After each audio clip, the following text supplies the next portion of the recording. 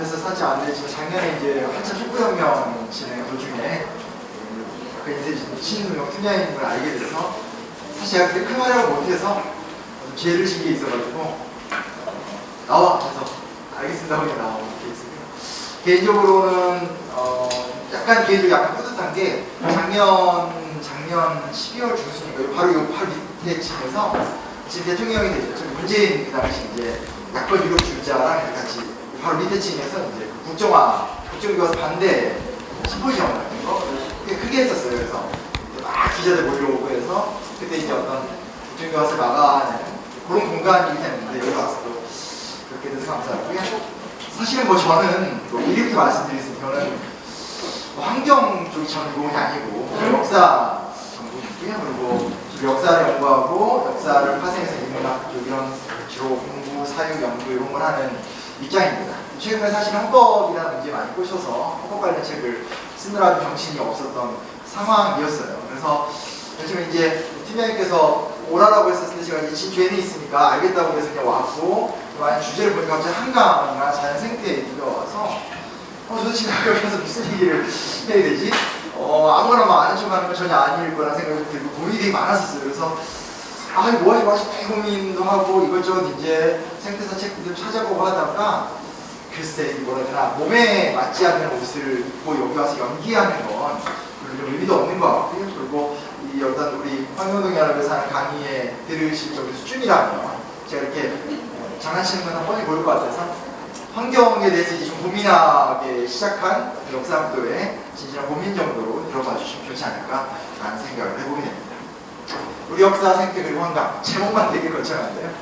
요거 이제 사실 뭐 그냥 조선시대 때 그린 그림인데요. 사실은 그래요. 그러니까 되게 재밌는 게 뭐냐면 환경과 생태 문제를 두고 서양학자들이 보통 얘기를 할 적에 그들이 역사 이야기나 환경 담론을 풀 적에 항상 예로 드는 게 참 재밌게도 동양의 산수화라든지 동양의 어떤 이런 자연 중심적인 문화를 많이 얘기를 해요. 그러니까 어떤 서양화를 보게 되면 그림을 그리더라도 여백이 없는다든지 그림의 주제가 되게 정확하잖아요. 그리고 초상화는 무조건 사람 중심이고 그런 어떤 르네상스 이후에 그들의 문화 속에 살다가 그들이 이제 생태나 환경이라는 고민을 막 하게 되면서 되돌아보니까 동양의 그림 같은 것들이 갖고 있는 여백의미라든지 자연 속에 거니고 있는 인간의 모습이라든지 이런 것들이 되게 큰 상상력을 준 것 같아요.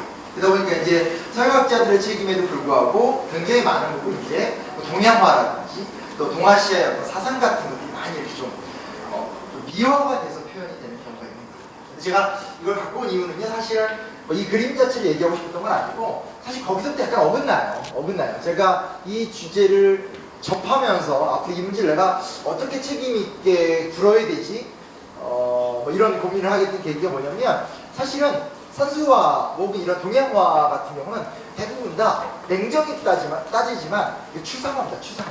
그러니까 무슨 얘기냐면 눈에 보이는 것을 직접 보고 그리는 그림이 아니고 말 그대로 자기들이 생각하는 어떤 수양, 학문, 가치 이런 것들을 충분히 사색하는 가운데 그리는 그림들이에요. 그리고 이 어떤 화풍 같은 것들도 우리나라 그림들은 대부분 다 중국에서 뭐 절강성의 절파가 유행을 한다 하면 그 화풍을 그대로 이제 배워오면서 또 우리의 길을 만든다라든지 이렇게 사실은 동양의 그림이라는 게 서양의 학자들한테 상상력을 주었는지 모르겠지만 실제로 이게 어떤 그 정말로 자연 안에 거니는 인간의 모습이라든지 이런 어떤 우리가 생각하는 생태적이고 환경적인 그런 모습과 좀 되게 거리가 있다라는 건 좀 냉정하게 인정을 해야 될 것 같아요. 그래서 조금 미술 아시는 분 알겠지만 경지정선의 인왕지색도라는 그림 유명하잖아요. 그게 이제 사실은 조선 후기 때 요 근처이긴 하지만 요 인왕산 그린 그림이잖아요. 근데 그게 사실 그 그림이 나오는 데까지 한민족의 역사 속에서 2000년 만에 나온 그림이거든요. 그러니까 그 전까지 그림이라는 것은 보고 그린 그림이 아니라 대부분 다 중국의 문인화에서 모티브를 받아서 따라하거나 아니면 이제 따라하진 않더라도 영향 속에서 이제 그림을 그리거나 이런 것들이기 때문에 서양인들이 만들어 놓은 이 어떤 동양의 어떤 자연을 친화적이고 인간이 자연 안에 거닐고라는 거는 사실은 서양인들이 만들어 놓은 환상에 불과하다는 걸 냉정히 인정을 할 필요가 있습니다. 또 왜냐면 사실은 우리가 이렇게 자연 안에 거니는 얘기를 많이 하지만 실제로는 이 시기 때 우리나라만 그런 게 아니라 전 세계 어느 나라 문명권을 가더라도 15세기 이전의 모든 문명권은 다 인간이 자연을 압도하지 못하기 때문에 이런 식의 세계관이 보일 수밖에 없다. 그래서 그걸 좀 솔직하게 얘기하고 가는 게 좋지 않을까 생각이 좀 들고요. 이거 고민이 되게 많았어요. 이게 진짜로 제가 이렇게 요즘 나름대로 이렇게 꽤 열심히 강연하고 돌아다니는데 도대체 여기 와서 무슨 얘기를 해야 될까를 되게 고민이 많았는데 혼자 한번 교과 교육을 생각해 봤어요. 우리나라에서는 학교에서 환경과 관련돼서 말 그대로 사회과에서 환경이라는 것을 가리키는 부분 말고 혹은 이제 과학에서 환경이라는 걸 가리키는 부분 말고 어떤 공통교과 내에서 질이나 환경을 어떻게 바라보는가. 근데 철저하게 우리나라에서의 현재까지 교육은 철저하게 생태적이지 않고요. 그냥 말 그대로 역사적이고 지리적입니다. 그냥 제가 교과서에 있는 거 한번 그대로 갖고 와본 거예요. 그래서 당연히 중앙에 한강이 있겠고 다 그려놓지 않았지만 위에 이제 보통 학생들 옛날에 한국사 시험 어렵게 공부할 때는 여기에 뭐 위에도 나오지만 임진강, 예선강가가 이제 고려의 수도잖아요. 그거 배우고 평양이 대동강 위에 평양이 있고 뭐 압록강 있고 요 사이에 청천강 있고 이런 식으로 해서 사실은 우리나라에서 강 이야기를 한다는 건 강이 주인공이 아니라 바로 강의 상류에다가 수도를 건설해서 한 나라가 어떻게 발전했느냐 그걸로만 배웠다는 거예요. 그러니까 강 얘기는 계속 나오고 적어도 조금 공부를 하려면 우리나라의 주로 서해 쪽에 있는 강들이 어떤 강들인지에 대해서는 알아야 되지만 그 강의 가치를 뭐 깊이 있게 탐독하고 이런 건 전혀 아니었다라는 걸 먼저 좀 짚고 넘어갈 필요가 있습니다.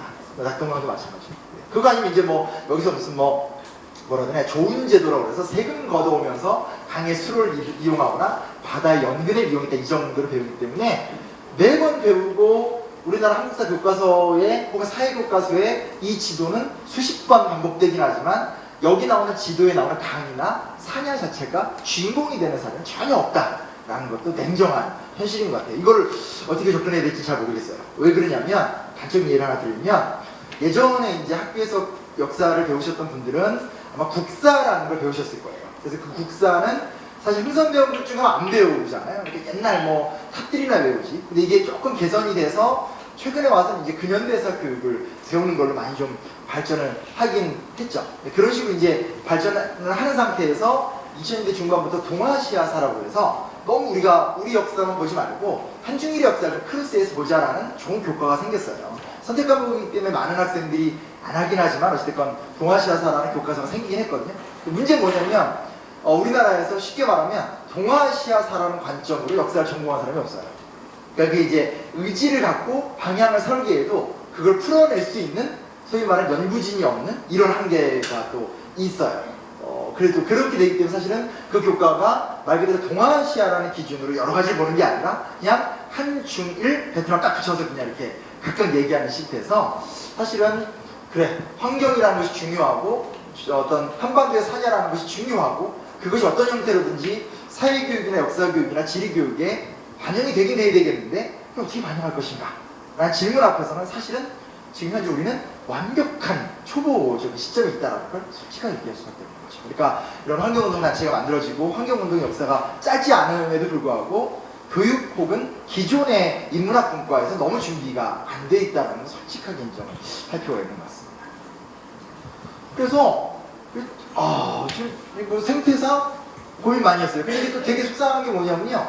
한참 또 생태사나 환경사가 출판가를 휩쓸던 때가 또 있었어요. 한 2005년 요 시점 정도에는 서점에 꽤 많이 나왔었습니다. 뭐 녹색 세계사라든지 뭐 생태 제국주의라든지 이런 책들이 많이 나오긴 했는데 지금도 서점을 가면 뭐 거의 없습니다. 최근에 뭐 생태주의 역사 관련 책 한 권이 나오긴 했는데 조금 냉정하게 따서 보면 그냥 이게 생태주의적 관점에서 쓴 책이지 역사책이라고 말하기 조금 어려움이 있는 것 같아요. 그 책을 비하하는 건 아니에요. 그것들 제가 쭉 검토를 해봤죠. 근데 검토해본 결과는 하나는 어차피 제가 얘기해봐서 재미가 없어요. 뭔 얘기냐면 이거예요. 뻔하단 말 하면 안 되는데 이게 환경운동이라고 사는데 아무튼 있죠. 그러니까 자연과 인간이 오래 살다가 어느 시점이 되면서 인간의 기술 발전에 의해서 자연이 파괴되어가는 과정을 체계화시켜서 수량적으로 접근하는 책들, 전형적인 서양학자들 책이고요. 그게 아니면 이제 생태제국주의 같은 책이 대표적인 건데 인류가 생태제국주의를 책 되게 유명합니다. 한번 읽어보셔도 재밌을 건데 글도 잘 쓰셨어요. 근데 이걸 보면 인류가 이제 쉽게 말하면 대서양을 건너서 라틴 아메리카를 침략한 다음에 거기서 이제 소위 말하는 우리가 알고 있는 건 뭐 금을 빼앗아 오고 물건을 빼앗아 온 걸로 알지만 그들이 넘어가면서 병이 창궐하게 되고 그들에 의해서 새로운 생태계가 조성되면서 기존의 것들이 파괴되고 이런.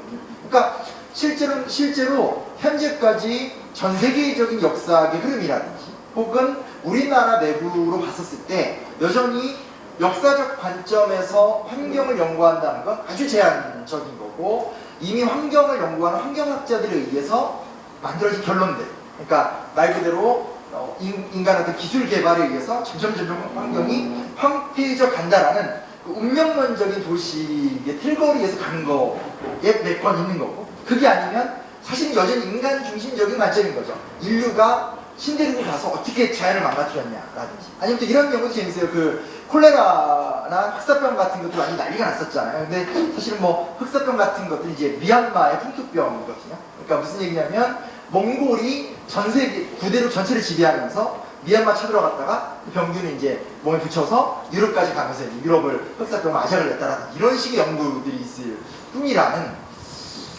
큰 고민. 그래서 저는 이 강연을 맡아놓고 사실은 되게 좀 오랫동안 좀 뭐라 해야 되나, 아무튼 강의 준비하면서 가장 스트레스를 많이 좀 받았던 것 같아요. 그래서 솔직하고 냉정하게 말해서 그냥 환경학이라는 것이 혹은 생태학이라는 것이 존재할 뿐이지, 그 생태학이라는 걸 바탕으로 해서 역사 연구나 다른 연구들은 거의 진행되지 않았다라고 말하는 게 솔직한 게 아닌가. 이제부터라도 뭔가 좀 해야 되지 않을까. 좀 그런 속상함. 물론 이제 아예 변화가 없는 건 아닙니다. 그러니까 이제 초보적 단계이긴 하지만 이런 것들이 있습니다. 그러니까 이런 제일 대표적인 연구는 지금 기후학적인 연구 성과가 많이 나와서 시기적으로 어떻게 지구 온도가 뜨거워졌고 차가워졌는지 같은 게 굉장히 수량 계량화가 되는데 우리나라가 뭘 갖고 있냐면 잘 아시다시피 조선왕조 실록을 갖고 있잖아요. 그러다 보니까 조선왕조 실록이 또 되게 정확하거든요. 그래서 기후학적인 어떤 변동과 조선왕조 실록의 사건들을 다 매칭시키면서 도대체 조선시대 때 환경이 어떤 영향을 줬는가에 대한 아주 초보적 연구 단계가 지금 진행된 정도는 있습니다. 있어요. 근데 이제 그 관심사가 그래서 우리의 환경이 어떻게 망가졌는가 보다는 그런 과정이 어떻게 영향을 줬는가. 그러니까 예를 들면 이거 조금 앞 얘기긴 하지만 고려시대 때 무슨 뭐 여진족, 뭐 금나라, 거란족 되게 많이 쳐들어오잖아요. 근데 그것도 이제 기후사적으로 전공하면 사실 이제 그 시기, AD 한 1000년에서 1200년경이 지구가 조금 차가워져요. 그러면서 북방 유목민족들이 남하를 하지 않고는 버틸 수 없는. 근데 이제 문제는 여기서 연구가 조금 막히는 게 뭐냐면 실록에 나와 있는 얘기는 어떤 그 자연에 대한 이야기가 아니고 다 인간에 대한 얘기이기 때문에 주변 정황과 이걸 맞춰내는 게 너무 힘든 좀 부분들이 있습니다. 그래서 이 문제를 어떻게 풀어가야 될지 참 고민이 되는 부분이 좀 있습니다. 여튼 자, 그렇다고 제가 여기서 고민이 됐으니까 이제 끝내겠습니다 이렇게 할 수는 없잖아요. 얘기를 좀 가야 될 것 같은데 조선시대로 가겠습니다. 어찌됐건 우리가 되게 좋은 거는, 그리고 우리가 절대로 무시하면 안 되는 게 조선이라는 나라를 가졌었다라는 거예요. 이건 뭐 조건실컷 우리의 정체성일 수밖에 없잖아요. 일본인으로 태어나면 뭐 에도마부를 부정할 수 없는 거고, 사무라이 문화를 부정할 수 없는 거고, 중국인으로 태어났으면 명청대를 부정할 수 없는 것처럼, 내가 개인적으로 조선을 좋아하건 싫어하건 우리의 어떤 DNA 속에, 우리의 문화적 정체성 속에 조선은 너무 강하게 뿌리 박힌 것 같아요. 사실은 이렇게 좀 아무것도 아닌 것처럼 보이지만 우리가 민족사를 얘기하면서 고조선, 사만, 삼국, 고려, 조선 이 정통론을 완성시킨 것도 사실은 조선시대거든요. 그러니까 조선시대 얘기를 할 수 있는데, 그나마 최근에 연구가 좀 진행이 돼서 조선시대 때의 어떤 나름대로 이 어떤 한반도의 생태 이야기들에 대한 어느 정도 연구 변론도 좀 있습니다. 그래서 제가 연구한 건 아니고요. 그 얘기가 좀 재밌을 것 같아서 한번 좀 갖고 와봤습니다. 호랑이, 농본주의, 소, 이게 세 가지 키워드입니다. 우리가 되게 쉽게 생각하는 거지만 민화, 민화. 옛날엔 걸려. 그 민화에 제일 많이 나오는 소재가 이제 까치, 뭐 소나무, 호랑이 이런 것들이죠, 그렇죠? 예, 그 이유가 있죠. 그러니까 까치라는 건 복을 기원하는 거고, 소나무는 오래 살고 장수를 삽니다. 호랑이는 뭔지 아세요? 호랑이는 이제 호환. 그러니까 무슨 얘기냐면 호랑이라는 것이, 그러니까 호랑이가 가장 무서운 동물이니까 여러 질병들을 호랑이가 다 처리할 것이다. 호랑이 그려놓고 이런 모습들입니다. 그래서 옛날 얘기긴 하지만 옛날 비디오 있었던 시절에는 그 비디오 이렇게 틀면 제일 앞에 뭐 호환 마마 이런 얘기 나오면서 엄마 몰래 19금 비디오를 보던 저의 죄책감만 어린 시절 생각나는 호랑이, 소는 뭐 소고, 농본주의. 이게 학교 다니면서 배운 얘기고 우리가 다 하는 얘기입니다. 무슨 얘기냐면 세종대왕을 필두로 해서 조선왕조는 농본주의, 농업을 최고의 이상으로 삼았다. 이거 한국인이 모르는 사람은 전혀 없습니다. 조금 세련되게 얘기하면 뭐 농자, 천하지, 대번, 뭐 농사직설 이런 얘기가 나오게 되는 거죠. 그래서 세종대왕 때가 되면 농사직설이라고 전국에다가 이제 그 뭐죠? 관료들을 파견해서 전국 곳곳에 할아버지들이 만나서 그냥 할아버지들이 이때는 이제 그 오래된 다양한 농법이라든지 자연환경을 경험적으로 체득하신 분들이기 때문에 그분들을 싹 만나가지고 농업기술을 다 채집해서 만든 책이 바로 그 유명한 농사직설이고, 그 농사직설에 처음으로 이양법, 그러니까 지금 이제 전국화가 돼버린 모내기법 양식이 처음 이제 들어가게 되는 거죠. 이거 좀 유명한 얘기고, 그보다 조금 전에는 원나라 때 만들어진 농상집요라는 책이 있습니다. 그 책도 고려에서 그대로 수입을 했었고 다시 그거를 조선 때는 이두로 번역을 했었어요. 그러니까 이거예요. 기분이 좋고 나쁘가 조선이란 나라가 이상으로 삼았던 모델은 뭐냐면 중국의 송나라입니다. 중국의 송나라예요. 그럴 수밖에 없죠. 왜냐면 송나라는 성리학을 열었던 주의가 살았던 나라이기도 하고, 송나라는 중국 역사에서 가장 농업 생산력이 발전된 나라이기도 하고, 어쨌건 어떤 전근대 사회에서 생각하는 가장 이상적인 모델이었는데, 조선이란 나라는 정말 중국의 송이란 나라를 모델로 해서 만든 나라입니다. 그러다 보니까 중국의 송나라 때 양쯔강 일대를 중심으로 해서 아주 비합적인 농업 생산력이 일어나듯이 이 조선도 농본주의라는 기치하에서 국가를 발전시키려는 조직적인 노력들이 진행이 되고, 정말 재밌게도 이 결과가 결론부터 얘기하면 뭐가 되냐면 호랑이의 멸종과 소의 뭐라나 소가 엄청 많아지는, 이 딱 그 결과가 나타나게 됩니다. 충격적인 거죠. 그러니까 그 전에 고려나 삼국도 물론 농업국가입니다. 이게 뭐가 다른 거냐면 고려나 삼국은 농업밖에 먹고 살 수 있는 방법이 없으니까 농업국가인 거고요. 조선은 말 그대로 이상향을, 가장 이상적인 삶의 모습을 농사를 봤어요. 농사를 봤어요. 그렇기 때문에 상인 같은 거 이제 배경을 했죠. 플러스 조금 국가 전략적으로 보더라도 농업 생산력을 향상시켜서 백성들을 먹고 살게 만들어주는 게 이 나라의 목표입니다. 이게 확실히 다른 겁니다. 그래서 그 어떤 조선 전에 나왔던 나라들이 농업 국가로 진행되는 것과 조선이라는 나라가 농번주의 국가가 됐다는 건 아주 큰 차이를 갖고 있다는 것도 좀 기억을 해두실 필요가 있습니다. 그렇습니다. 그리고 이제 결국은 조선 전기 때 농사직설이 편찬됐고, 광해군 당시 서준이 뭐 동의보감을 편찬했던 의서로 유명하고, 그러다가 이제 조선 후기가 되면서 모내기법이 전국화가 되면서 이제 어떤 그 농사라는 것이 우리 삶의 아주 일상적인 모습이 됐던 거죠. 자, 근데 여기서 이제 되게 재밌는 모습이 생깁니다. 여기까지는 사실은 그런가 보다. 우리의 삶에 별 문제가 안 되는데, 제가 이 자료를 꼭 갖고 왔던 이유는 뭐냐면, 그 고민이 되더라고요. 결론부터 얘기가 뭐냐면, 이 농번주의가 조선시대 때 인간의 삶을 굉장히 풍요롭게 만들고, 대신에 한반도에서 아주 오랜 시간 동안 한반도를 실질적으로 지배했었던 호랑이와 표범의 씨를 말리는, 그러니까 쉽게 말하면 조선이라는 나라의 문명의 성장 대비 한반도의 생태 환경이 급전직하는 이중적인 모습이 나왔다는 게 상당히 흥미롭고 지금 진지하게 고민해봐야 될 주제가 아닐까라는 생각이 들더라고요. 일단은 15세기, 16세기 때는 적극적인 청방과 범람원을 개발합니다. 말이 조금 어려운데 쉽게 말하면 뭐냐면요, 우리가 지금 이제 그 어디죠, 농지 가보면, 시골 가보면 이렇게 다 이렇게 모내기 옆에 이렇게 다 흙으로 쫙 지금 이제 미음자로 쌓여 있잖아요. 그러니까 그런 자연 제방을 만드는 걸 얘기하는 거고요. 범람원이라는 게 이제 하류 지역들. 그러니까 무슨 얘기냐면, 잠깐만요. 네네. 무슨 얘기냐면 15세기로 들어왔을 때만 하더라도, 아직까지만 하더라도 농사 기술이 되게 떨어지고 있었고, 지금은 충분히 농토라고 생각하는 지역들이 사실 황무지였고, 황무지란 말은 사람이 안 산다는 걸 얘기하는 거고, 사람이 안 산다는 건 자풀이나 숲이 있다는 걸 얘기하는 거고, 바로 거기에 누가 살았냐? 호랑이나 표범이 많이 살았다는 거예요.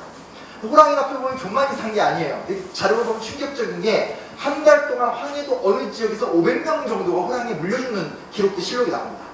그러니까 굉장히 많이, 그건 이제 조금 너무 많이 나온 건데, 실제로 해마다 수백 명이 사실 호랑이의 공격에 의해서 죽는 경우가 되게 비일비재하게 나올 정도였었어요. 지금 우리가 농촌을 가보면 그냥 물이 있고, 가끔 가다가 황무지가 있고, 그 외에는 다 논이잖아요, 사실상. 그 사람들 사는 지역을 빼놓고. 근데 우리가 지금 보는 지역의 한 절반 정도는 그때는 그냥 다 황무지였다고 보시면 됩니다. 특히 강의 하류 쪽. 하류 쪽은 다 그냥 자풀이 무성하고 나무가 울창하고, 근데 그런 습지 환경이나 그런 환경이 호랑이나 표범을 중심으로 한 어떤 이런 좀 맹수류 있죠. 맹금류의 활동 기반 아주 중요한 터가 되었다는 거예요. 그리고 고려시대 때까지는 통제하는 방법을 몰랐습니다. 고려는 심지어 세금을 거둘 때도 고려시대까지만 하더라도 그냥 토지를 상중하 이렇게 나눠서 거뒀지 뭐 이렇게 깊이 있는 연구가 없었어요. 근데 조선으로 들어오니까 이제 우리나라는 농농국가고 토지를 어떻게 측량할 것이며, 그러니까 이게 이제 되게 쉬운 얘기예요. 우리가 국립중앙박물관 가면 세종대왕 때 막 무슨 막 희한한 막 그 과학기구 많이 개발되잖아요, 그렇죠? 그런 것들이 사실은 다 뭐냐면 농업국가로 나아가기 위한 기초 도구들이거든요. 막 개발이 되면서 정확하게 하천의 어떤 그런 흐름, 그 지역에 사는 사람들, 그 지역이 어떤 형태로 구성되는지에 대해서 동국여지승람이라든지 여러 역사, 지리서, 뭐 어떤 환경생체 측량 도구 이런 것들이 개발이 되면서 다 포착이 되는 거죠. 그래서 조직적으로 그 지역을 개간을 하기 시작했다고 보시면 좋습니다. 그래서 제일 처음에 15세기, 16세기는 주로 물이 많은 저습지대의 지역을 이 방조제를 세우고 보 같은 걸 세우고 그리고 이제 그 범람원들을 이렇게 농토로 만들어버리는 작업들이 한 100여 년에 걸쳐서 지속적으로 진행이 되고요. 그러고 나서 그 다음 단계 뭐냐면 화전이다, 화전. 화전은 우리가 잘 알죠, 그렇죠? 약간 이제 약간 산의 어떤 그런 데로 들어가서 이제 불태우고 가는 지역들. 그러니까 이건 뭘 얘기하는 거냐면 17, 18세기입니다. 15, 16세기에는 국가의 지원하에 농민들이 적극적으로 농토를 개간하기 시작한 거고 17세기, 18세기로 들어가면 그렇게 늘어난 농토에 의해서 뭐가 성장할까요? 인구가 성장합니다. 인구가 성장하니까 그 인구가 먹고 살기 위해선 뭐가 필요해요? 새로운 땅이 필요하죠. 그러니까 화전이 개발이 되면서 사실은 점점점 생태계가 포유가 되어가고 있는 상황이라는 거예요. 나는 재밌지 않아요? 전 되게 충격적이었어요. 왜냐면 제가 살면서 여태까지 단 한 번도 조선시대를 이런 관점으로 접근해본 적이 없었어요. 근데 더 재밌는 게 뭐냐, 조선이라는 나라가 결코 만만한 나라가 아니에요. 이게 드디어 최근에 와서 실록을 새롭게 독해하는 법들이 막 진행이 돼요. 저도 이제 개인적으로는 내년, 후년 정도에 이제 페비윤 씨 아시잖아요? 그 유명한 저자인데 그분에 좀 개인적으로 좀 꽂혀가지고 다른 것들을 페비윤 씨를 좀 많이 분석하는 작업이 진행 중인데, 하여튼 최근에 와서 실록을 어떻게 다르게 볼 것이냐, 우리는 사료가 많으니까 이런 걸 많이 연구하는데 실록 막 뒤져보면 되게 재밌는 게 착호 갑사 제도가 실시가 됩니다. 그러니까 뭐냐면 갑사라는 건 그냥 하급 장교들 생각하시면 돼요. 하급 장교들. 착호가 뭐냐? 호랑이를 잡는 사냥꾼들을 국가가 정식적으로 양성하기 시작하는 거예요. 그 무슨 얘기냐? 한반도라는 토지를 봤었을 때 이 토지의 주인은 여전히 습지를 지배하고 있는 호랑이와 표범이기 때문에 단순한 개간으로는 안 되고 아예 그 지역을 지배하고 있는 호랑이와 표범을 정기적으로 잡아서 죽여야지만 이게 우리나라 땅이 된다라는 정책이 세종 때부터 성종 때까지 아주 조직적으로 운영되기 시작했다는 거예요. 그래서 뭐 겸사복, 매금이, 우리미 이런 얘기도 이제 사극 같은 거 보시면 가끔 이제 나오는, 왠지 어디서 좀 난이죠. 이산가 때문에 나옵니다. 이런 왕실 부대들도 정기적으로 왕하고 함께 사냥 나가잖아요. 사냥 나가면 그냥 사냥하고 오는 것이 아니라 특정 지역을 딱 정해서 여기 호랑이 많이 출현한다면 호랑이 몇 마리를 잡아오느냐에 따라서 이제 많이 잡아오면 그 사람을 이제 승진시켜주고 이렇게 막 하게 됩니다. 그래서 이미 조선 전기 때 착호인, 호랑이를 잡는 사람 육성 정책을 통해서 전국적으로 한 10,000명 정도의 착호인들을 육성을 하게 됩니다. 그럼 밑에 나오지만 이 포호 정책, 그러니까 이제 호랑이를 잡는 정책을 확산시키기 위해서 무조건 한 지역에서 3장씩 호피와 표피를 바치게 합니다. 그러니까 호피는 호랑이 피고 가죽이고 표피는 표준 가죽입니다. 근데 여기서 하나 무슨 문제 생기냐면요, 호랑이 가죽이 쓸모가 있을까요, 없을까요? 없어요. 네, 호랑이가 쓸모가 없습니다.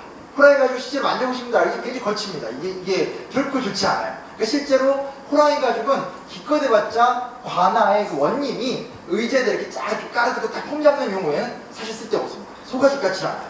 근데 그러니까 무슨 얘기냐면 이 호랑이 가죽은 시장에 수요가 없는 거예요. 근데 시장에 수요가 없는데 호랑이를 막 잡아야 될 거 아니에요. 그러니까 어떻게 하냐? 그냥 국가가 호피의 가격을 되게 높게 딱 측정을 해버립니다. 그래서 오면 국가가 다 사주게 되는 형태로. 그래서 이제 그런 식으로. 그래서 이런 정책들을 통해서 나쁘지 않은 거죠. 그냥 내가 이쪽 동네에 살고 있으면 함께 노력을 해서 이쪽에 호랑이를 잡아내면 이 지역에 호랑이가 없어지니까 안전해지고 농토를 개척하기 좋고, 그렇게 되면서 또 호랑이 가끔 잡아가지고 표피를 바치면 또 부가 수익을 또 얻을 수 있고, 사실 이런 게 굉장히 장기 지속적으로 조직적으로 진행이 되면서 조선이 농업국가가 되었다.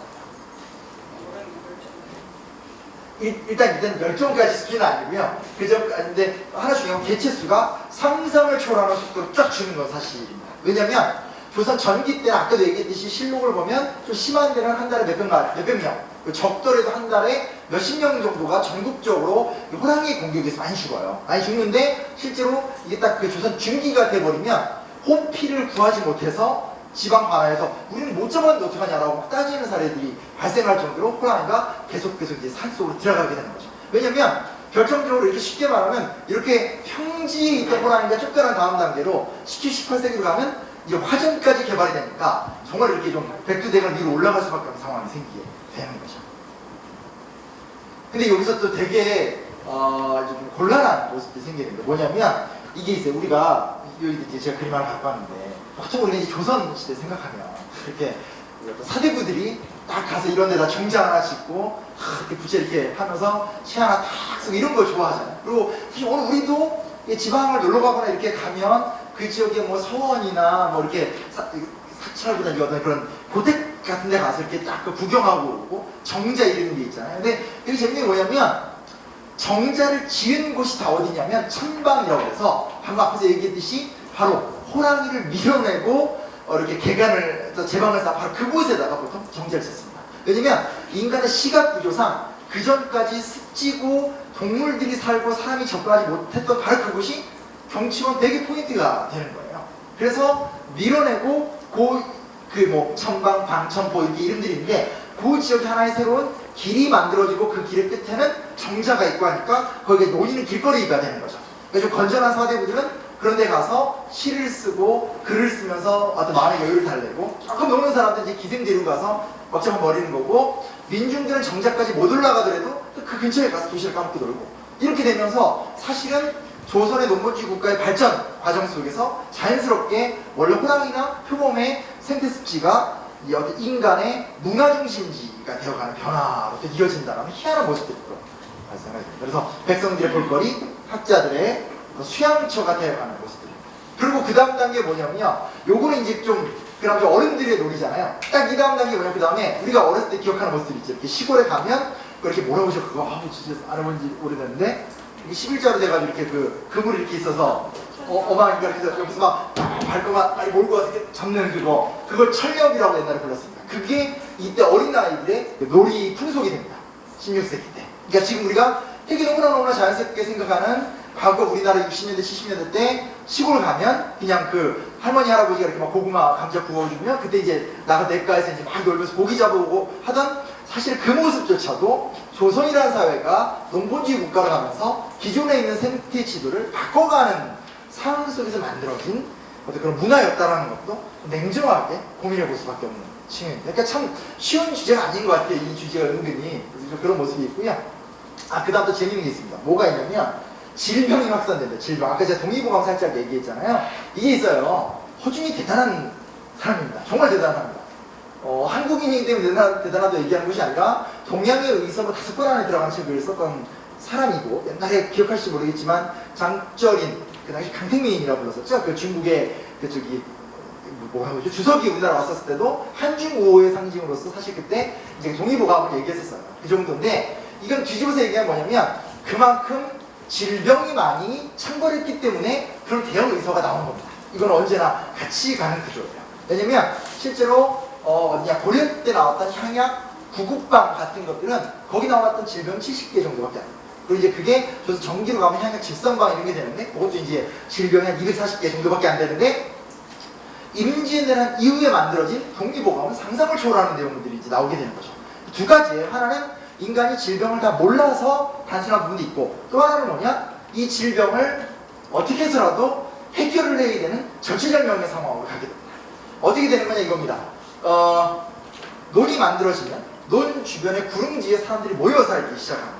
모여 살고 사람들은 매일매일 약간 더러운 얘기인데 인분을 배출합니다. 화장실 와서 응가를 해야 되죠. 응가합니다. 그리고 좀 이따 말씀드리겠지만 가축 축산 같은 것도 소가 기가 막히게 싸죠. 소는 서서 싸지 않고 걸어가면서 쌉니다. 무슨 얘기 어렸을 때 하도 제가 충격적인 장면이어서 쌉니다. 근데 그 똥이, 그 배설물이, 교양이 엎떨어집니다. 그게 논으로 이제 흘러 들어가는 현상이 되면서 뭐가 나타나기 시작하니 이질 이런 질병이 발생하게 됩니다. 그래서 이제 시겔라균, 전 이쪽을 길이 몰라서 거기 이제 다시 옮겨오라 이렇게 됐구나 이 정도만 이해하는데 그러면서 이제 이질이 창궐을 하게 되고 이게 의학 발전에 큰 자극을 주게 되고 그 자극 속에서 조선이 나온 총화가 바로 그 유명한 허준 동의보감이라는 의서가 나오게 되는 걸로 연결이 되게 됩니다.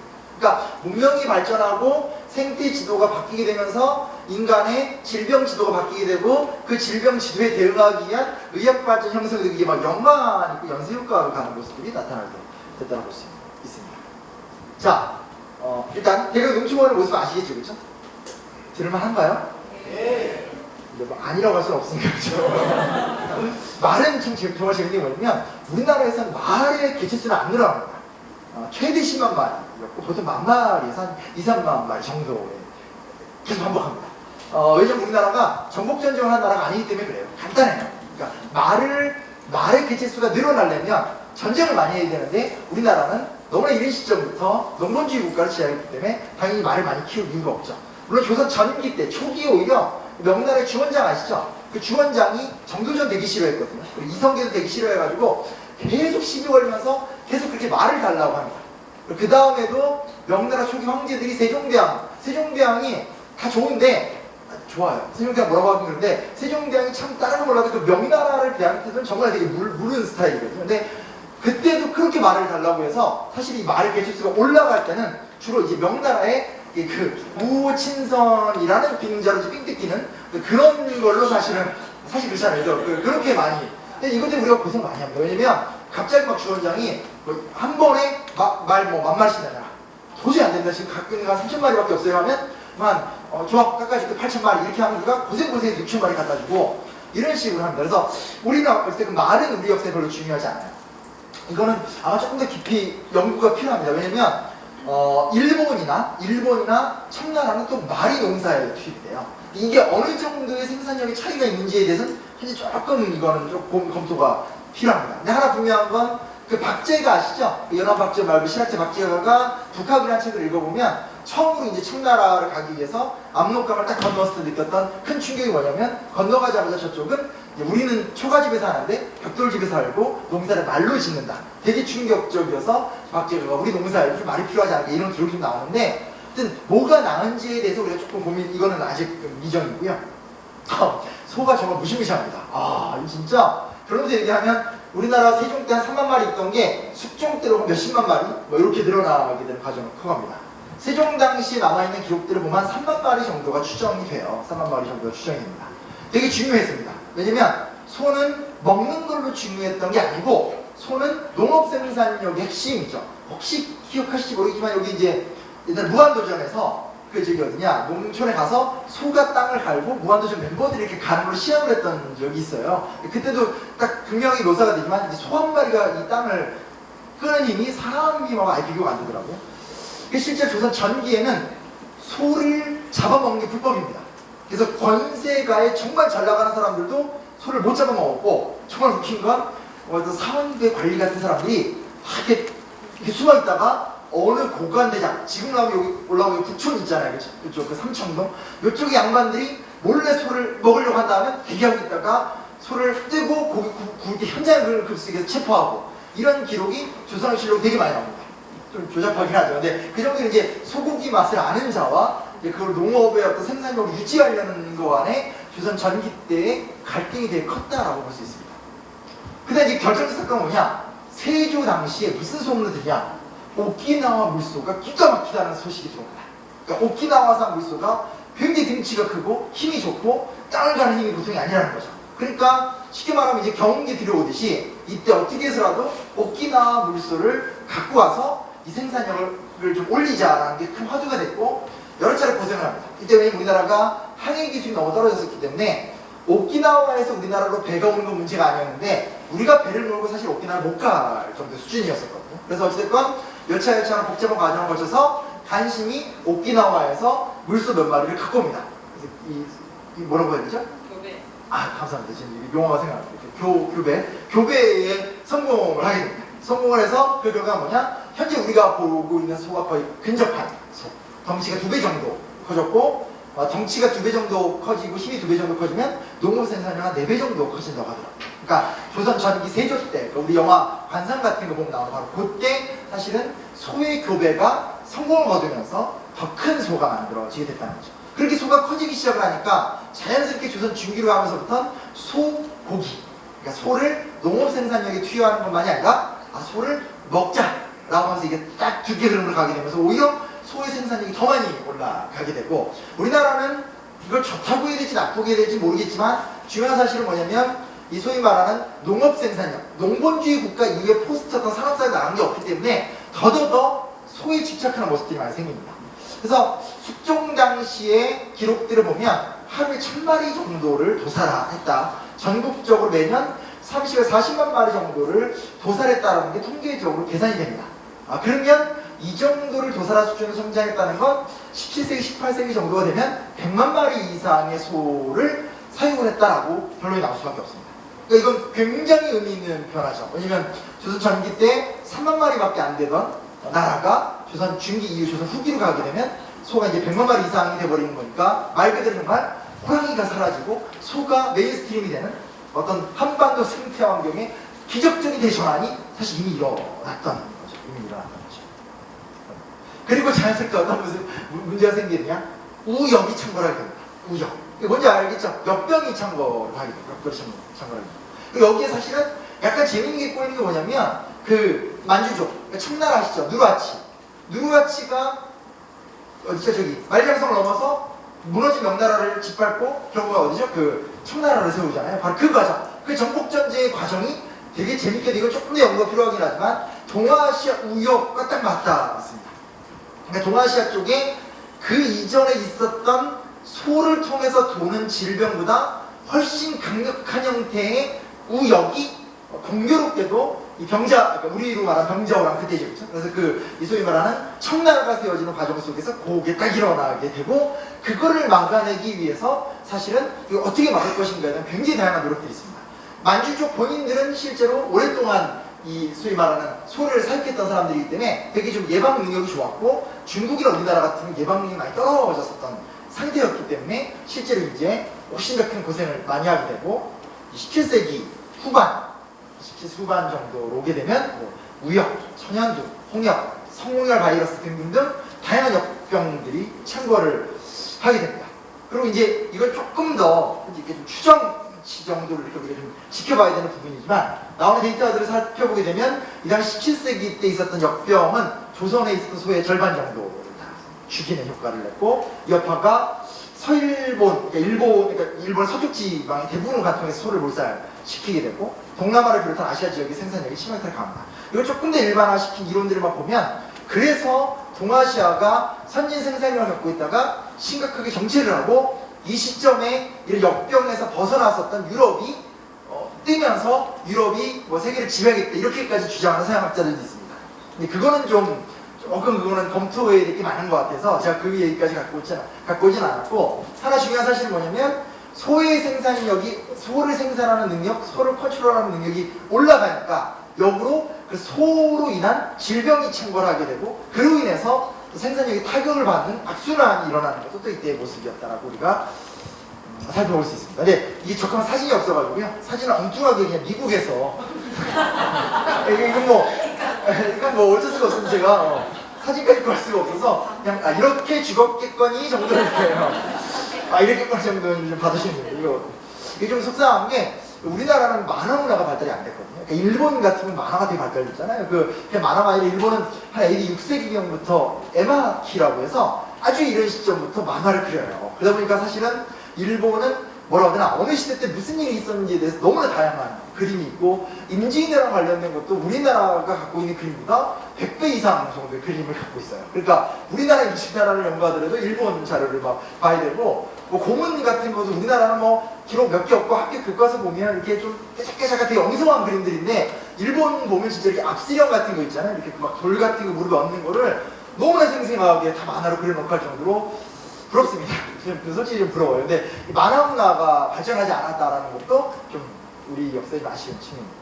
그래서 어쨌든 좀 그런 부분이 있었다라는 거. 그래서 사실은 제 입장에서의 큰 고민이었어요. 왜냐면 그냥 이런 데 와서 어떻게 우리가 환경 이야기를 하는 데서 보십시오. 인류가 이런 큰 죄를 지었고 그 죄에 의해서 우리가 이렇게 심각한 위기에 왔다라는 보통 서양학자들이 하는 이야기로 제가 준비해 왔거나 그 정도 했으면 좀 편했을 거였는데 되게 좀 제가 느꼈던 곤란? 역사학을 전공하고 연구하는 입장에서 겪었던 심각한 곤란함은 뭐냐면 인간이 갖고 있는 기본적 동력, 그 문명을 설계하는 동력이거든요. 그 문명을 설계하는 동력이 어찌됐건 생태지도에 굉장히 큰 영향을 주고 결국 인간과 자연이 투쟁하는 모습들이 나타나게 되고 그 투쟁 속에서 인간이 우리나라 민족으로 얘기한다면 조선시대 때 사실은 중요한 승리를 거두면서 조선이라는 문명이 꽃이 피었다라는 그 전까지 한 번도 이걸 갖고 제가 고민해보지 않았는데 되게 좀 불편한 진실 앞에서 마주할 수밖에 없는 참 좀 그런 질문이셨어요. 그래서 영화 뭐 모노노케이네 월령공주 그 혹시 일본 애니메이션 그 혹시 안 보셨으면 보시면 좋은데 거기 보면 이제 그 아마 보신 분들 알지만 거기 막 그 자연에 막 그 동물들하고 막 싸우잖아요. 근데 그 장면이 상징적으로 묘사를 했다고 생각하는데 조선왕조 500년이라는 것을 사실은 생태사적 관점으로 본다면 자연과 인간의 아주 치열한 투쟁의 장이었었다는 거고 그 당시에 인간은 농업 문명이라는 그때 패러다임으로 자연과 싸워서 사실 승리를 한 거죠. 승리를 한 건데 그 안에서 사실 오늘 우리가 겪는 것처럼의 대량상 어떤 대규모 구조까지는 아니더라도 아주 의미 있는 좋지 못한 그런 변화들이 분명히 있었다는 것들에 대해서도 외면할 수가 없는 주제인 것 같아요. 그래서 이거를 그러면 이건 연구 결과인 거고 실력을 통해서 확인을 많이 할 수 있는 건데 어떻게 나는 역사를 전공하는 입장에서 고민해 봐야 될 것인가. 그리고 이게 문화인류사학적으로 접근하면 쉬워요. 제가 문화인류학을 연구하시는 분들을 비하하는 게 아니라 보통 이제 문화인류학의 학문적 전제라는 것은 인간이 문명을 만들어낼 수도 있고 안 만들어낼 수도 있고 작은 문명이든 큰 문명이든 본질적으로 똑같다 이런 게 이제 문화인류학의 관점이거든요. 근데 이제 문화인류학과 역사학의 그 근본적 차이가 뭐냐면 역사학의 기본 전제는 인간은 문명을 만든다라는 거예요. 인간이 갖고 있는 유일한 동력은 문명을 만드는 동력이라는 거고 그거는 잠깐 말을 좀 어렵게 하면 쇼펜하우어가 이런 말을 하거든요. 인간은 끊임없이 희망을 꿈꿀 수밖에 없는 존재. 그러니까 본인은 절망적으로 죽음으로 인생이 끝나지만 인간이 할 수 있는 건 살아나려고 몸부림치는 것밖에 없다라는 게 소위 말하는 이 쇼펜하우어가 갖고 있는 인간의 이중적 비극성 이렇게 얘기를 하는데 똑같거든요. 그러니까 문화인류학자들이 바라보는 세계라는 것은 문명이라는 것을 그렇게까지 보지 않는데 역사학자들이 바라보는 세계라는 건 인간이 인간됨이라는 단 하나의 이유는 딱 하나밖에 없어요. 인간이 문명을 만든다라는 거예요.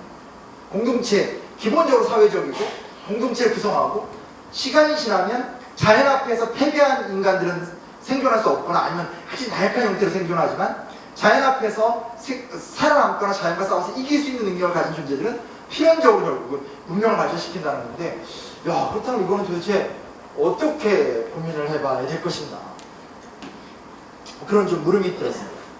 그리고 이제 제가 이제 강연 준비하면서 이제 여러 생태학자들의 사상들을 보고 했었는데 제가 그냥 개인적으로 이제 좀 다가왔었던 저의 그나마 제가 갖고 있는 어떤 이런 뭐라고 해야 되나 역사적 고민과 생태학적 고민의 다리 정도가 됐던 건 레오폴트가 얘기했던 인간은 토종공동체 이론이다. 그러니까 인간이 모든 것들을 다 갖고 박멸시킬 수는 없다라는 어떤 책임의식 정도. 피어스가 얘기했던 인간은 스스로 정화할 수 있는 능력 수용 능력을 초과해서는 안 된다 라는 건데 그래서 이거는 이제 이게 어느 정도 모르겠어요.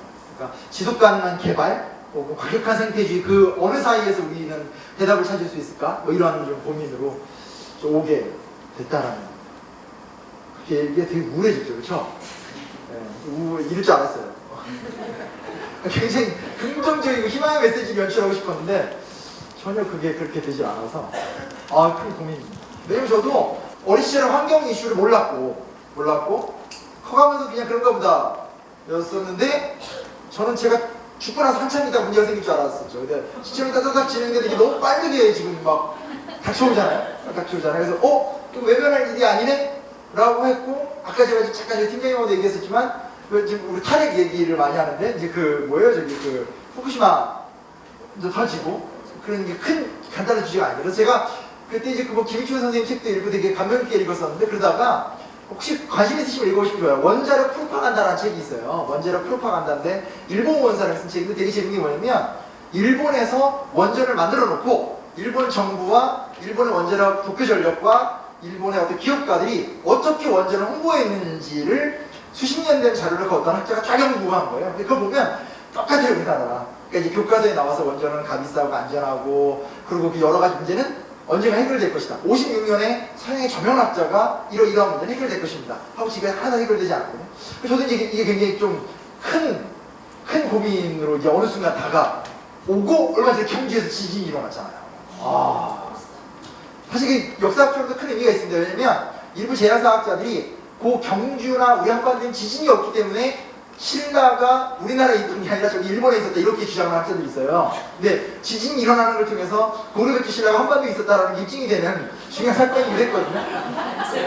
그렇습니다. 그러니까 이제 기후학이나 이런 거 얘기하면서 사실은 고구려백제 신라는 저기 뭐 만주나 저 중국이나 일본에 있을 때 이렇게 얘기하시는 분들이 있는데, 사실 그 경주의 지진이 그 가설을 깨는 아주 큰 사건이었어요. 그래서 사건이었는데, 그런 걸 겪으면서 저도 이거 어떻게 봐야 되지 하는데, 하여튼 굉장히 큰 딜레마라는 생각이 좀 들어요. 딜레마라는 생각이 들고, 이 해답을 어떻게 찾아야 될 것인가, 혹은 우리가 어떻게 앞에 역사 교육을 시켜야 될 것인가, 이런 얘기들 좀 봐야 될 것 같고요. 이제 주제 조금 바꿔보겠습니다. 어차피 제가 오늘 그렇게 할 얘기가 많지 않기 때문에 여러 주제를 모든 별로 갖고 왔습니다. 이게 제가 조명하면서 생각자도 아니고, 또 저만의 그게 있습니다.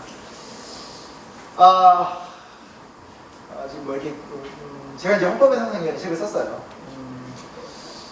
잘 팔립니다. 그러니까 이제 뭐냐, 아시잖아요. 뭐 개헌 얘기. 제헌저를 기준으로 해서 우리 노무현 대통령께서 제헌 사이트, 그러니까 개헌 사이트도 만들어놨고, 얼마 전에 제가 무슨 행사 때문에 갔었는데 박주민 의원이 나오셔서, 원래는 이제 더불어민주당은 그 개헌 반대 입장이었다고 하더라고요. 성급한 개헌이 문제를 일으킬 수 있으니까. 그런데 이제 대통령이 이렇게 나오고 내년 2월, 3월 사이에 개헌하겠다라고 이제 얘기를 하니까 자기들이 당론을 정했다라고 해서 이제 현재 각 야당들은 각종 개헌안을 준비하고 있고, 얼마 전에 또 심상정 의원이 선언적으로 좀 조건 나쁜 건 내각제 개헌안 가지고 얘기를 하기도 했었거든요. 그래서 뭐 이렇게 물어봤더니 또 시민단체들도 지금 국회 조인해서 하는 것도 있고, 별도로 뭐 하는 것도 있고, 참 재밌는 게 헌법을 뜯어고치는 주체는 국민인데 국민들은 거의 관심이 없고요. 전혀 안국민이라서 뭐라고 그러죠? 다들 좀 권력에 관심이 있거나 그런 분들은 지금 열심히 좀 일하고 있습니다. 이게 이제 1987년에 있었던 제가 이제 되게 좋아하는 사진인데, 오늘 우리 얘기하고 좀 연관되는 부분이 있는 것 같은 사진 얘기를 갖고 왔습니다.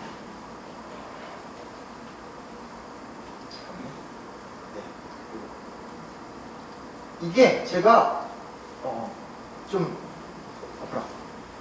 찾아봤습니다. 환경권이 있다는 거 아시죠? 네, 환경노동연합과 관련된 다 압니다. 저도 그렇게 생각했고, 그 환경권 보장됐네, 되게 쉽게 생각을 했었습니다. 사실은 큰 고민도 없었습니다. 왜냐면 제가 헌법 관련 책을 쓸 때는 혹시 저의 화두도 하나였거든요. 권력구조 개편이 중요한 것이 아니라 우리 기본권을 요구해서 뜯어고치는 게 개헌의 목적이다라는 목적 때문에 저는 제 책 하나를 쓸 때 계속 기본권과 노동권, 사회권이 뭔가를 포괄적으로 정의하고 설명하는데 거의 포커스를 놓기 때문에, 솔직히 말해서 환경권의 희위자도 고민해 보지 않았습니다. 근데 이제 강의를 또 맡게 되고 책을 하나 써놓으니까 각종 억울한 사연을 가지신 분들이 저한테 와서 자신들의 근거를 찾기 위해서 헌법을 물어보시고, 이런 모습들이 계속 생깁니다. 얼마 전에는 제가 꽃밭이라는 데를 갔습니다. 이렇게 말하면 모르시는데, 페이크 드로잉 아웃 사태라고 혹시 아시나요? 네. 이렇게 말하면 다 모르는데? 그 싸이 건물 갖고 난리 났었던 거죠? 그리고 이제 우장창창인가? 그 비싼 건물 갖고, 그러니까 뭐니 이거죠. 그러니까 어떤 가게가 뜨면 건물주 와서 가격 확 올려버리고 이제 쫓겨나고 하는 반복된 현상이죠. 그래서 거기 사장님한테 연락이 왔었어요. 그래서 갔더니, 가서 저를 만나서 뭘 하나요? 막 이렇게 했더니, 이제 이분들이 왜 저를 불렀냐면, 사실 그 전에 을지로위원회라든지 여러 이제 환노위라든지 국회의원들 되게 많이 만난 거예요. 자기들이 억울한 어떤 그런 이 자영업자들을 보장받지 못하는 권리, 그게 제발 도와달라고 해서 온갖 국회의원들을 만났는데, 국회의원들이 만난 다음에 뭐라고 하지 아세요? 너무나 안타깝고 너무나 도와드리고 싶은데 도와줄 수 있는 방법이 없다, 이 결론이었거든요. 그래서 우원식 원내대표도 얼마 전에 왔었다고 합니다. 뭐 갔나요? 라고 물어봤더니 사진 찍고 갔대요. 그리고 그러니까 그렇게 되니까 너무 답답하니까 이제 제가 헌법책을 쓴 거를 우연히 알고 책을 읽다가 저를 이렇게 부른 거예요. 그래서 저한테 우리를 위한 헌법적 근거가 없나요? 라고 저한테 물어본 거예요. 저도 완전 멘붕이었었죠. 왜냐면 아까도 얘기했듯이 제가 그 책을 쓰면서 자영업자의 진짜도 생각해 본 적이 없었거든요. 그 자리에서 막 찾아봤습니다. 되게 큰 충격에 빠졌어요. 무슨 충격에 빠졌냐? 현행업법, 1987년에 만들어진 현행업법에는 참 재밌게도 9장이 경제조항인데 경제조항에 자영업자의 질자도 들어있지 않습니다. 국가가 보호하는 대상은 중소기업과 농어민으로 한다고 딱 써있습니다.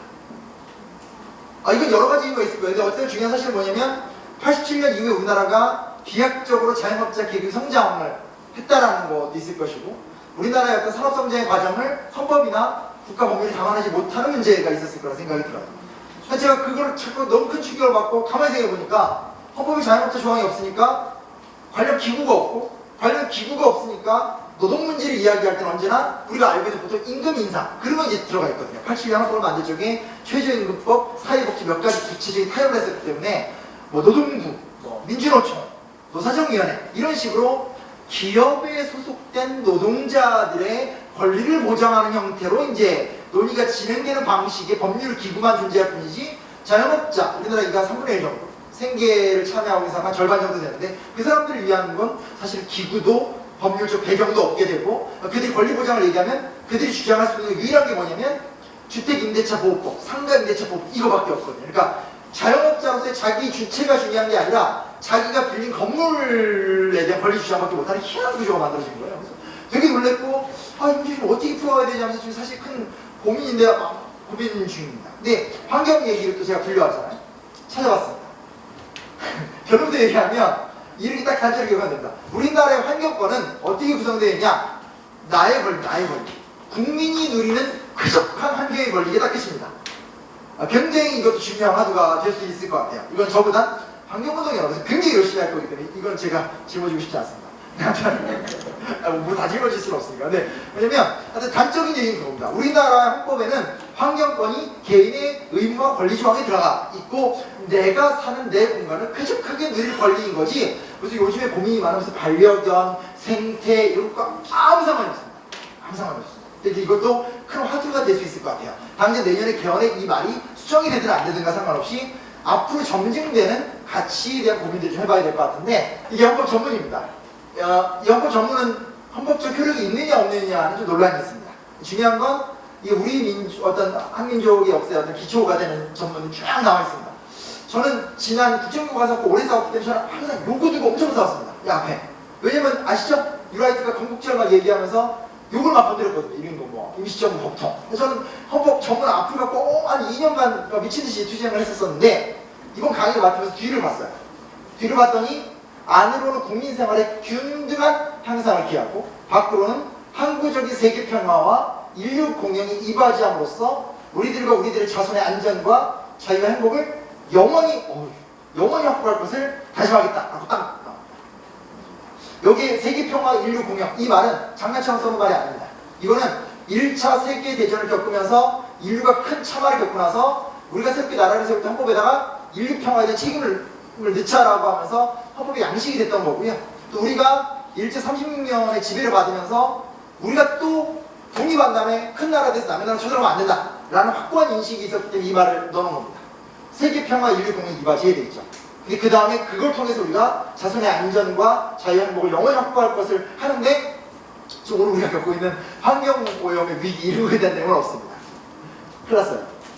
그리고 총강도 제가 다 읽어봤어요. 뭔가 우리 좀 환경운동연합의 가치에 부응하는 조항이 있지 않을까 다 뒤집어봤는데 그나마 있는 게 뭐냐? 제5조 1항입니다. 대한민국은 국제평화 유지에 노력하고 침략적 전쟁을 부인한다. 그러니까 대강 우리가 어디에 머물러 있는지 아시겠죠? 어디에 머무르는지 알 건데 그러니까 우리가 생각하는 평화 우리가 여태까지 생각해왔던 평화의 가치라는 건 반전입니다. 반전. 1차 세계대전, 2차 세계대전 조금 더 깊게 들어가면 저기 뭐죠? 제국주의 시대 그거 아니면 군부 독재 이런 것들 인간을 억압하고 인간을 괴롭히는 핵심적 원인들은 다 인간이 만들어낸 것들 주로 정치 권력들이다라고 믿었던 거죠. 그러니까 총강에도 이렇게 들어가 있습니다. 방금 얘기했듯이 환경권입니다. 제2장 국민의 권리와 의무에 들어가 있지 경제조항이라든지 사회조항 쪽에 들어가 있지는 않습니다. 환경권은 독립된 조항이 아닙니다. 제35조 1항 모든 국민은 건강하고 쾌적한 환경에서 생활할 권리를 가진다. 이게 핵심인 거죠. 모든 국민은 건강하고 쾌적한 환경에서 생활할 권리를 가진다. 그러니까 그러니까 자연 자체가 주체가 되거나 동물 자체가 주체가 되거나 적어도 동반자가 되거나 이런 내용은 아예 없습니다. 국가 국민은 환경 보존을 위해서 노력해야 된다. 어찌됐건 국가와 국민이 환경 보존의 의무를 갖고 있는 건 분명한데 이거를 오늘 우리가 갖고 있는 환경적 아젠다를 갖고 오려면 헌법 이상의 해석을 막 하거나 아니면 헌법을 개정하거나 둘 중에 하나밖에 방법이 없다라는 것도 기억을 할 필요가 있습니다. 환경권의 내용과 형사에 관하여서는 법률로 정한다. 이게 이제 구체적으로 실무를 담당하시는 분들이 주로 관심을 많이 갖는 부분일 거라 생각이 듭니다. 3조는 국가는 주택개발 정책 등을 통해서 모든 국민이 쾌적한 주거생활을 할 수 있도록 노력해야 된다. 그러니까 어떤 분인지 아시겠죠? 그렇죠? 쾌적한 주택생활과 쾌적한 환경은 거의 동급의 문장이다라고 보시면 좋을 것 같습니다. 이게 87년 현행헌법, 우리가 지금 쓰고 있는 헌법의 어떻게 보면 환경적 관점, 생태학적 관점에서 본다면 심각한 맹점이다라고 할 수 있습니다. 근데 여튼 이게 개헌이 되든 안 되든 지금 오늘 논의의 주제는 아닌 것 같아서 제가 그 얘기 별로 안 하겠는데 어디 가서 이렇게 행사를 해보면 되게 진지하게 환경 얘기 많이 하세요. 그리고 반려견 같은 것들, 동물의 문제들에 대해서도 책임있게 행동을 해야 되지 않느냐라든지 여러 이슈들을 사실은 시민들이 얘기를 하거든요. 이제 정작 이제 없죠. 그리고 제가 이제 헌법의 상상력이라는 책을 쓰면서 헌법학 책들을 무지하게 뒤져봤거든요. 거의 없습니다. 헌법학자들의 관심사가 아닙니다. 그러니까 역사학자들도 사실은 생태학에 대한 진지한 대답을 못 내놓고 있지만 법학자들도 사실은 관리론적인 측면에서 이 문제에 접근할 뿐인 거지 자연이라는 것과 인간, 이제 완전히 인간이 자연을 휘어잡을 수 있는 단계가 된 상태이기 때문에 자연의 생존권이라는 것도 심각한 문제가 되는데 그런 것들을 뭐 이렇게 매칭시키고 해결시킬 수 있는 기초적인 단계가 없다는 것도 좀 고민을 해봐야 될 주제가 아닐까. 큰 고민이 될 것 같아요. 마지막 얘기로 가겠습니다. 제가 간다. 조금 둘러싼 얘기를 해보도록 하겠습니다. 동아시아라는 단어를 좀 기억해 봐주셨으면 좋을 것 같아요. 왜냐면 아까 제가 동아시아사 살짝 얘기했잖아요. 그리고 이제 우리가 지금은 상식적으로 어느 지역의 황사가 어디를 거쳐서 오는지를 잘 알고 있고 우리나라의 대기를 잘 관리한다고 해서 우리의 어떤 생태가 보존되지 않는다는 걸 너무나 잘 아는 거죠. 어찌됐건 중요한 사실은 동아시아에 중국과 한국과 일본이라는 나라가 있고 사실 한중일 경제력을 합치면 세계 넘버원이고 서양학자들이 리오리엔트라는 말을 쓸 정도로 중국이나 한국이나 일본이 보여주는 변화상이 세계사에 굉장히 큰 역할을 미친다라는 건 너무 분명한 것 같아요. 근데 문제는 뭐냐면 그렇다라는 관념과 그런 것을 그렇게 고민해야 된다고 하는 시민의식과는 굉장히 큰 격차가 있는 것 같습니다. 솔직하게 말해서. 그러니까 여전히 우리한테는 짱깨 쪽발이라는 단어가 굉장히 입에 착착 붙는 단어가 되게 되고 저 이제 위안부 같은 거 강연을 굉장히 많이 하러 다니지만 결국 위안부 강연을 하고 나면 사실은 199명들은 다 일본에 대한 분노로 감정적으로 해소를 해버리고 끝날 뿐이지 우리가 위안부 문제에 대해서 우리가 책임있게 행동을 해야 된다는 이런 걸 찾아볼 수 없고 또 이번에 그 사드 배치 난리 났었잖아요. 근데 저는 너무 웃겼던 게 사드 배치를 반대 논리를 뭔 얘기를 하냐면 각 나라가 고구려를 멸망시켰다 이런 얘기를 막 하는 거 보고 이제 깜짝 놀랐습니다. 그러니까 옛날에 있었던 무슨 뭐 한 무제가 고조선을 멸망시키고 당나라가 고구려를 멸망시킨 거를 갖고 이제 막 얘기를 할 정도. 그래서 사실 뭐라고 해야 되나 한중일이라는 관계가 너무 긴밀하고 이 국가들이 협력을 해야 된다든지 이런 것도 되게 큰데 그것들이 감정의 어떤 격차, 문화적 격차가 좀 큰 부분이 있지 않을까. 근데 이게 지금 당장 우리가 얘기하는 환경과 직접적으로 바로바로 안 이어질 수 있을지 모르겠지만 이걸로 나아가는 인식 고리가 만들어지지 않고서 과연 우리에게 좋은 환경, 좋은 생태가 만들어질까라는 거에 대해서 좀 근본적인 좀 의문이 든다는 거. 이렇게 얘기하지 않더라도 사적으로 이런 일도 있었어요. 제 동료 수학 선생님이 그 분필 중국산 많잖아요. 근데 이제 하다가 이렇게 분필 툭툭 부러지니까 자기도 모르게 에이 중국산 하고 나온 거예요. 그러니까 자기도 이제 모르겠다. 근데 어떤 학생 딱 따라오더니 선생님 그렇게 말하는 거예요. 그 친구가 이제 화교예요, 화교. 그러니까 사실 알게 모르게 이렇게 되게 많이 이렇게 우리나라에 들어와 있거든요. 그래서 이 어떤 환경 얘기이긴 하지만 이런 거 결국에 대해서 고민을 해봐야 되지 않을까. 그리고 이것도 재밌습니다. 우리가 이게 있습니다. 뭐가 있냐면 약간 사회주의에 대한 환상이 있습니다. 솔직하게 말할 수 있습니다. 특히 80년대 때 어떤 그 풍압적인 독재 정권과 싸우고 이랬던 그 시절 일본어로 번역된 마르크스 책 이런 걸 막 보시던 분들은 되게 이해에 대한 열망이 큽니다. 저도 사실은 그런 선배들한테 막 배우면서 대학생활을 시작했고 했는데 아주 냉정히 사실은 검토할 필요는 있습니다. 그러니까 과거의 공산주의 역사, 체게바라, 뭐 아옌데 이런 게 사실 되게 좀 낭만적인 측면들이 있잖아요. 막 아직 아옌데하고 막 피노체한테 막 죽는다라든지 막 체게바라하고 굉장히 막 잘생겼고 막 이런 것들 있는데 실제로 정말 냉정하게 따져서 딱 얘기할 수 있는 게 뭐냐면 이분 레닌이잖아요. 잘 아실 거예요.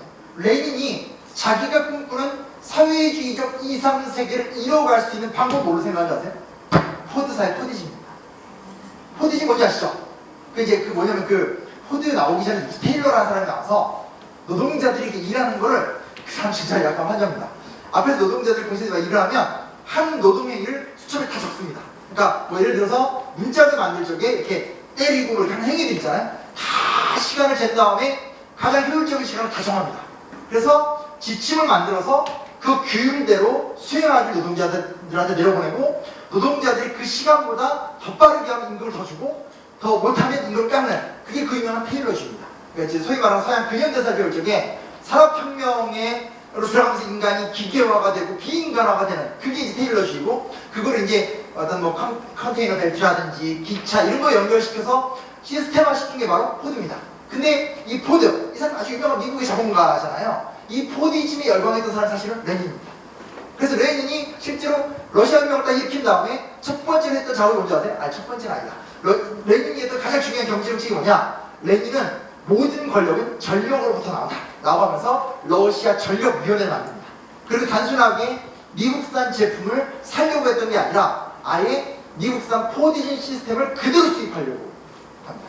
그래서 요즘에 많은 학자들이 새롭게 많이 이제 우리나라보다 좀 유럽 학자들이 되게 많이 얘기하는데 과연 지난 100년 우리가 극단의 시대라고 불렀었고 이념의 갈등의 시대라고 불렀었던 20세기가 진짜로 사회주의와 공산주의와 자본주의 싸움이었을까?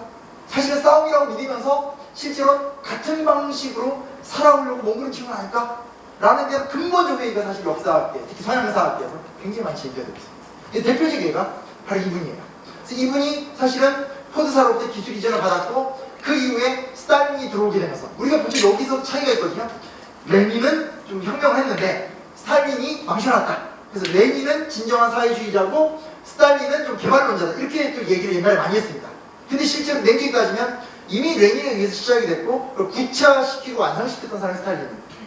그리고 스탈린의 산업화 정책이 우리가 조금 이 역사 아시면 알겠지만 중국, 북한 다 그대로 갑니다. 그래서 뭐 중국 사람을 좋아하시는 분들은 마오쩌둥 60년대 때 뭐 대약진 운동 같은 것들 하면서 중국 인민들을 동원해서 막 생산력 올린다든지 북한으로 가면 천리마 운동 같은 거 유명하잖아요. 그렇죠? 그런 것들이 사실은 다 어떤 그런 포디즘, 산업화식 발전, 자본주의를 배격한다라고 얘기하면서 실제로는 자본주의의 가장 기초적인 산업화 양식을 그대로 따라했다라는 것들. 그렇다면 지난 100년간 이렇게 심각한 이념 싸움을 했고 우리나라는 여전히 남한과 북한이 대립적인데 과연 남한과 북한은 뭐가 얼마나 다른가? 근데 이거는 되게 큰 의문을 가질 수밖에 없습니다. 왜냐면 이거는 단순하게 과거 역사를 어떻게 평가하느냐의 문제가 아니라 되짚어서 얘기하면 아주 냉정히 따지면 사회주의는 대안이 아니었다라는 얘기가 된 거예요. 그리고 그렇게 돼버리면 뭐라고 얘기했냐? 지금부터 우리가 꿈꿔야 될 생태학적 사고라는 건 새롭게 창조적으로 도전해야 될 가치일 수 있는 위기로 갈 수밖에 없습니다. 좀 충격적인 부분이라고 할 수 있습니다. 혹시 관심 있으시면 원퇴진이라는 학자를 기억해 두시면 좋습니다. 이 사람은 중국의 이게 책 제목이에요. 100년의 끝이에요. 우리나라 2권밖에 책 안 들어왔습니다. 돌베개에서 이 책하고 8권의 유리한 책 2개 들어왔는데 이 사람이 중국에서 엄청 유명한 농경제 학자입니다. 농경제 학자인데 이 사람이 얘기하는 게 뭐냐?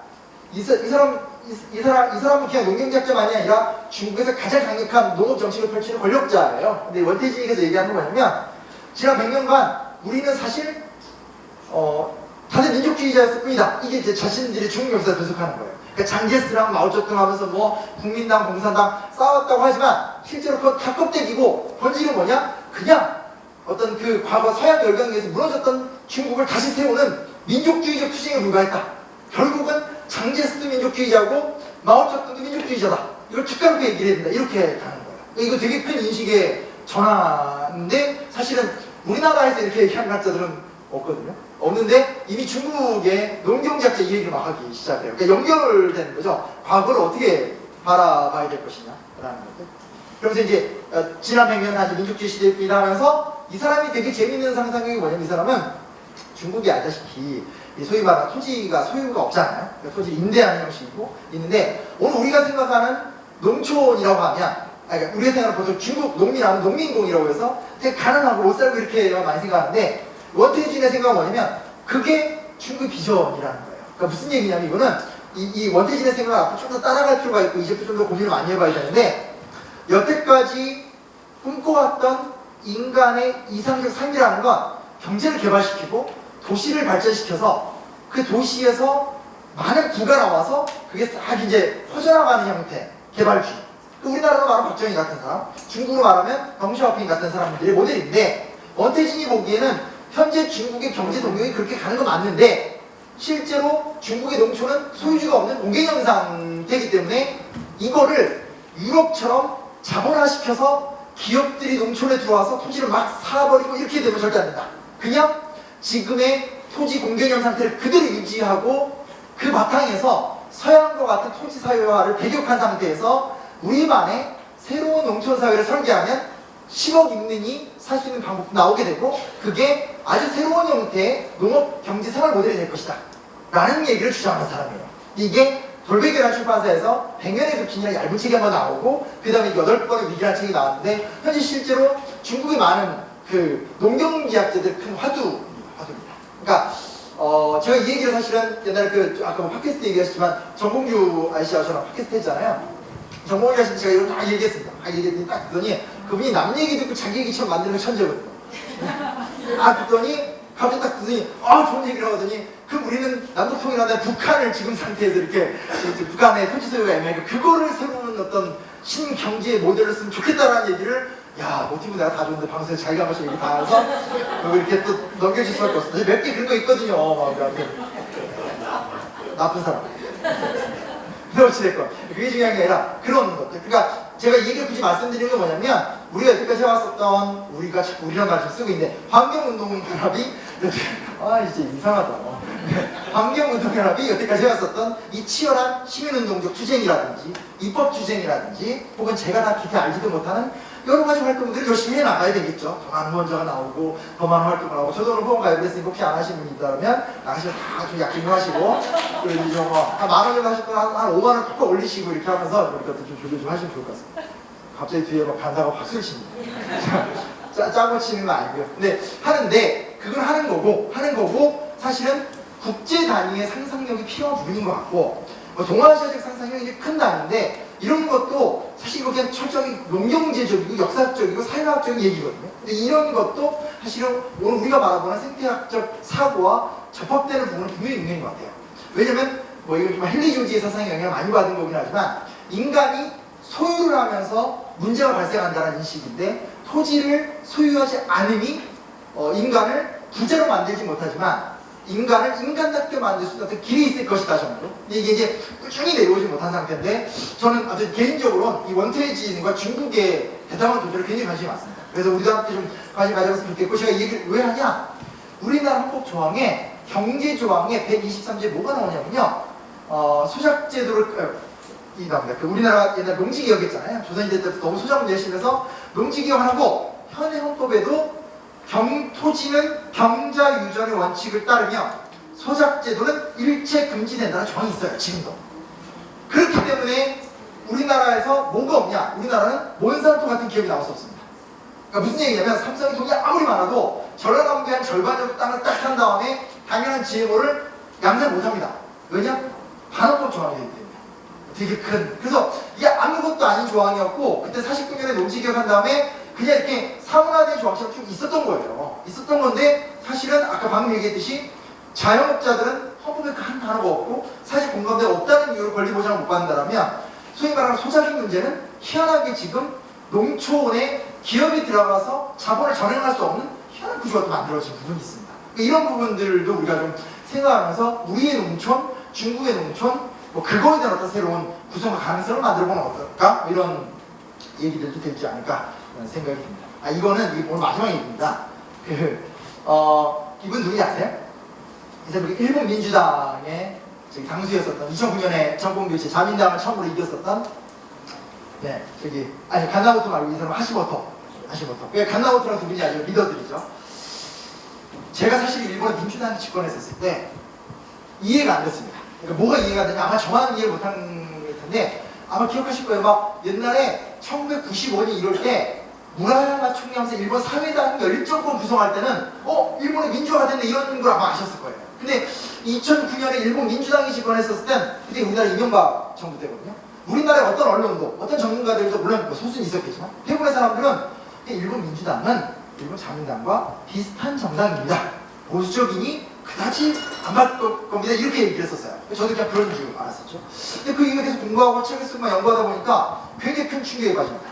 물론 일본 민주당은 정치적 성향으로 본다면 일본 사회당보다 훨씬 보수적이고 이 정당의 절반은 다 자민당 출신이 맞아요. 뭐가 다르냐면 일본 민주당의 강령 자체가 소위 말하는 자민당이 얘기하는 미국 제1주의를 반대한다는 거예요. 그러니까 미국보다는 동아시아 공동체 협력 같은 걸 더 우선시 여긴다는 게 사실 민주당의 강령입니다.